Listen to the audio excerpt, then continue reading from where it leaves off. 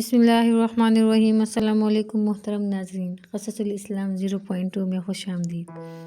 آج ہم ایک نہایت اہم موضوع پر گفتگو کریں گے جس کا تعلق عورت کے مقام اور کردار سے ہے۔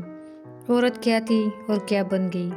یہ سوال صرف ہماری موجودہ نسل کے لیے نہیں بلکہ تمام انسانیت کے لیے ایک غور و فکر کا ذریعہ ہے۔ عورت وہ ہستی ہے جو اللہ تعالیٰ کی ایک عظیم نعمت ہے۔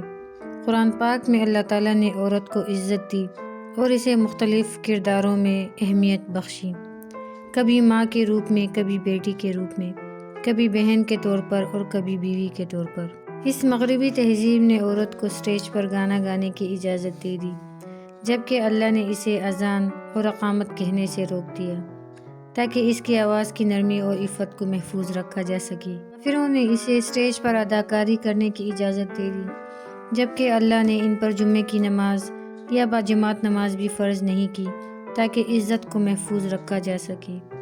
بے شرموں نے عورت کو اولمپکس اور مقابلوں کا چیمپئن بنا دیا، جبکہ اللہ تعالیٰ نے اسے صفا اور مروہ کے درمیان دوڑنے سے روک دیا تاکہ عصمت و حیا کو محفوظ رکھا جا سکے۔ انہیں لمبے سفروں اور تقریبات پر محفوظ محافظ کے باہر نکلنا، جبکہ اللہ تعالیٰ نے عورت کی عفت و عصمت کو برقرار رکھنے کے لیے عورت سے اسلام کے ارکان میں سے ایک رکن حج کو تب تک ساقط کر دیا جب تک عورت کا کوئی محرم اس کے ساتھ موجود نہ ہو۔ وہ عورت کو کھیل دیکھنے اور کھلاڑیوں کی حوصلہ افزائی کے لیے اسٹیڈیم میں لے گئے۔ اللہ نے عورت کو دین کی حمایت، جہاد کے لیے بھی نکلنے سے منع کیا تاکہ اس کی نسوانیت اور عفت محفوظ ہو۔ وہ عورت کو گھر سے نکال کر شاہراہوں میں لے گئے۔ عورت کی خوبصورتی کو مزید ظاہر کرنے کے لیے میک اپ کو اس پر انڈیل دیا، جبکہ اللہ تعالیٰ نے اسے پازیب پہننے سے منع کیا تاکہ اس پازیب کی آواز سے مرد عورت کے پوشیدہ حسن کے تصور تک نہ پہنچ سکے۔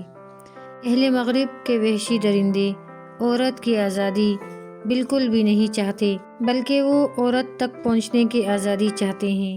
واللہ یرید ان یتوب علیکم ویرید الذین یتبعون الشہوات ان تمیلوا میلا عظیما، سورۃ النساء۔ اور اللہ تعالیٰ تم پر اپنی رحمت فرمانا چاہتا ہے، اور جو لوگ خواہشات و شہوات کی پیروی کر رہے ہیں وہ چاہتے ہیں کہ تم سیدھی راہ سے بہت دور ہو جاؤ۔ اے ہمارے رب ذوالجلال، ہم تجھ سے ہماری عورتوں، تمام مسلم خواتین کے لیے پردہ اور عفت و حفاظت کی درخواست کرتے ہیں۔ ہم سے پہلے عورت کو نہایت پست مقام دیا گیا تھا، اسے صرف ایک مال کے طور پر دیکھا جاتا تھا جس کی کوئی عزت اور حقوق نہ تھی۔ بیٹی کو زندہ دفن کرنا عام تھا۔ عورت کی رائے اور حیثیت کو کسی بھی معاشرتی معاملے میں کوئی اہمیت نہیں دی جاتی تھی۔ اسلام میں عورت کا مقام۔ جب اسلام آیا تو عورت کے مقام کو بلند کیا گیا۔ ماں کی حیثیت۔ نبی کریم صلی اللہ علیہ وآلہ وسلم نے فرمایا، جنت ماں کے قدموں تلے ہے۔ بیٹی کی حیثیت۔ رسول اللہ صلی اللہ علیہ وآلہ وسلم نے فرمایا، جس نے اپنی 2 بیٹیوں کی اچھی تربیت کی وہ جنت میں میرے ساتھ ہوگا۔ بیوی کی حیثیت۔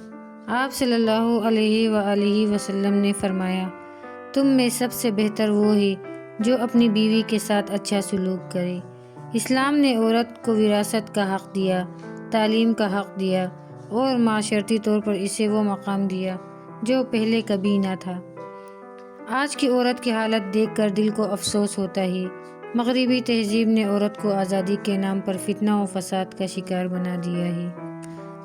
عورت کے لباس کو فیشن کا حصہ بنا دیا گیا۔ حیا اور پردے کو قدامت پسندی قرار دیا جاتا ہے۔ عورت کو معاشی میدان میں اتنا الجھا دیا گیا ہے کہ اس کی اصل ذمہ داریاں پیچھے رہ گئیں۔ عورت وہ تھی جو گھر کی عزت تھی، خاندان کی تربیت گاہ تھی، معاشرے کے اصلاح کا ذریعہ تھی۔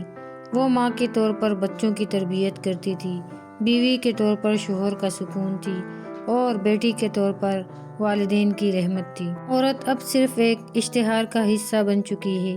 اسے جسمانی خوبصورتی کی بنیاد پر پرکھا جاتا ہے۔ وہ اپنے مقام کو کھو کر دوسروں کی نظروں میں ایک کھلونا بن گئی ہے۔ ہمیں اپنے معاشرے میں عورت کے اصل مقام کو واپس لانا ہوگا۔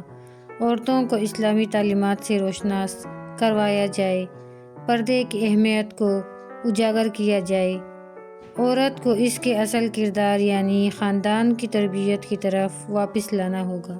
اسلامی اصولوں پر عمل، اسلامی اصولوں کو اپنی زندگی کا حصہ بنانا ہوگا۔ حیا ایمان کا حصہ ہے۔ حدیث شریف میں آتا ہے، الحیا شعبۃ من الایمان، حیا ایمان کا حصہ ہے۔ یہ صرف عورت کو خاص طور پر عطا کی گئی ہے تاکہ وہ اپنے کردار اور وقار کی حفاظت کر سکے۔ اللہ تعالیٰ نے عورت کو پردے کا حکم دیا اور حیا کو اس کی شخصیت کا زیور بنایا۔ قرآن پاک میں فرمایا گیا، وَقَرْنَ فِي بُيُوتِكُنَّ وَلَا تَبَرَّجْنَ تَبَرُّجَ الْجَاهِلِيَّةِ الْأُولَىٰ، سورۃ الأحزاب۔ عورت کے لیے حیا ایک ڈھال کی مانند ہے جو اسے فتنہ و فساد سے بچاتی ہے۔ ہم نے عورت کے لباس کو اس کی حیا کا مظہر بنایا۔ حجاب اور پردہ عورت کی عزت و تکریم کا نشان ہے۔ عورت کی بات چیت میں نرمی اور پاکیزگی اس کی شخصیت کو نکھارتی ہے۔ چال ڈال میں حیا، عورت کی چال ڈال میں سنجیدگی اور وقار ہونا اس کی عظمت کو ظاہر کرتا ہے۔ عورت جو حضرت فاطمہ رضی اللہ تعالیٰ عنہا کی مانند تھی، جنہوں نے اپنی حیا کی حفاظت کے لیے حتیٰ کہ موت کے وقت بھی پردے کا اہتمام کیا، وہ عورت جو امہات المومنین کی طرح پردہ اور شرم و حیا کا عملی نمونہ تھی، وہ عورت جو اپنی عزت کو سب سے قیمتی سرمایہ سمجھتی تھی اور دین اسلام کی تعلیمات پر عمل کرتی تھی۔ یہ عورت میڈیا اور فیشن انڈسٹری کی چمک دمک کا شکار ہو کر اپنی اصل پہچان کھو رہی ہے۔ مختصر اور غیر مناسب لباس کو آزادی کی پہچان کھو رہی ہے۔ مختصر اور غیر مناسب لباس کو آزادی کا نشان سمجھا جا رہا ہے۔ حیا اور شائستگی کی جگہ بے باکی اور بے حیائی نے لے لی ہے۔ مغربی تہذیب کے اثرات نے عورت کو اس کے حقیقی مقام سے دور کر دیا ہے۔ آج کے دور میں ہمیں یہ سمجھنا ہوگا کہ عورت کی آزادی کا مطلب اس کی عزت اور کردار کو ختم کرنا نہیں بلکہ اسے اس مقام پر لانا ہے جہاں اسلام نے اسے رکھا تھا۔ ہمیں اپنی خواتین کو وہ مقام دینا ہوگا جو قرآن و سنت نے دیا ہے۔ آپ کو ہماری آج کی ویڈیو پسند آئی ہو تو براہ کرم ہمارے چینل کو لائک اور سبسکرائب کیجیے گا۔ جزاک اللہ۔